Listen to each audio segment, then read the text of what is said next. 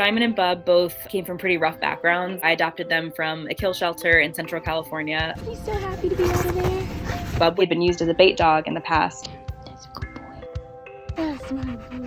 And Simon had actually been chained up for most of his life, so he had never really gotten to see anything at all. So both of them had not known a lot of excitement or adventure in their lives.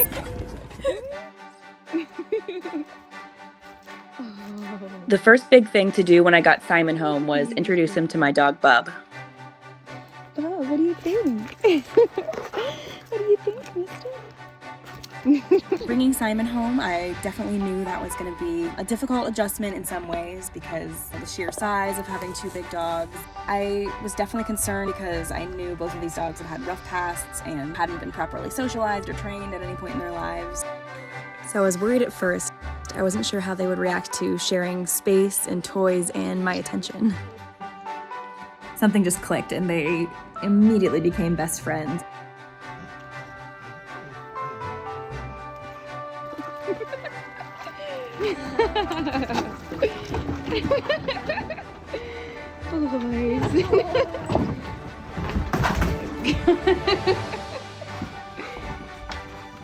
I always knew whenever I got a dog that I wanted to be able to share adventure with my dog. And when I got Bub and Simon, of course, I had no idea really how they would react to those sort of things. And so I just kind of went for it when I got them. I remember for both of them, taking them on their first hike and just watching them let go of the scared and kind of unsure personas that they had up until that point.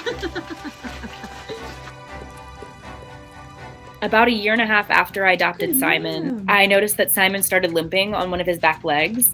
One day he just didn't want to put any weight on it and was clearly in a lot of pain. What's going on? When Bub first realized that Simon was sick, he seemed like he could tell immediately that his brother wasn't feeling well anymore. And so instead of trying to get him to wrestle with him or get him to play tug, he would just lick him. I took him to the emergency vet. No one could quite figure out what was wrong with him, but he just kept getting worse and worse.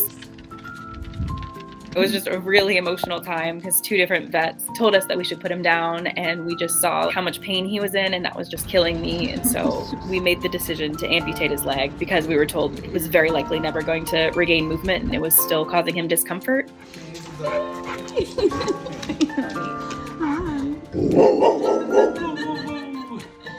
He bounced back to the happy and silly and just wonderful boy that he always was. Bub just did one quick sniff of where Simon's leg used to be, and then immediately he was just happy to have his brother back. We noticed he wasn't able to keep up and do as much as he used to do before his amputation. So I started looking up different options for how to help him stay mobile and be able to go on adventures with us still. I found a wheelchair that seemed perfect for him. It was like as if he had been born in that wheelchair. I was worried about what Bub would think just because he can be kind of an anxious dog. I kind of thought seeing his brother in this contraption might freak him out a little bit, but he didn't even give it a second look. He was just like, all right, there's my brother. We can go run again. Once we saw how much he was enjoying being in the wheelchair and how much it really opened up his world again, and a lot of our favorite trails became covered in snow. So we just swapped out the wheels, put the skis on, and then he was just cruising around. Look at him go.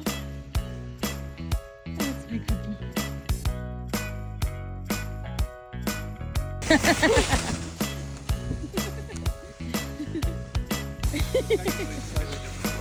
Let's go, boy.